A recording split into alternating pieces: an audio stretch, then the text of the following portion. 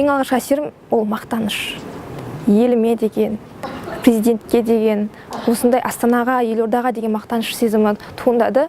Мен өзім мысалы айналамызға қарап отырсаңыздар, қаншама награда, қаншама мүсін, қаншама зәулім ғимараттар, осының бәрі мен өз басым Қызылордада жүріп оны білген жоқпын.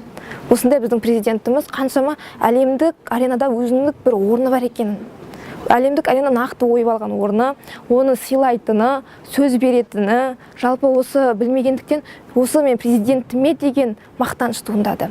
Жалпы президенттің салиқалы саясатының басты пастенар президентіміз біздің.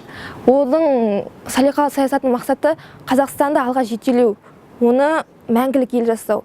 Біздің бүгін семинарымыздың өзі тақырыбы Қазақстан жолы мәңгілік ел болып табады. Ал мәңгілік ел дегеніміз кім ол? Қазақстандық жол дегеніміз не? Жол бітпейді. Сол себепті біздің Қазақстанның халқы да жойылмайды, мәңгі өмір жасайды деген мақсат. Жалпы біздің ұрпақтан ұрпаққа жеткізетін біздің жалпы идея осы біздің ұлттық идеологиямыз болып табады. Біздің осы президенттің басты мақсаты мәңгілік идея елдегі осы Қазақстан халқына ұлттық идеология сыйлау болатын. Жалпы осы ол ұлттық идеологиясын нақты түрде халыққа жүрегіне, көкейіне түйсіндіріп жатыр.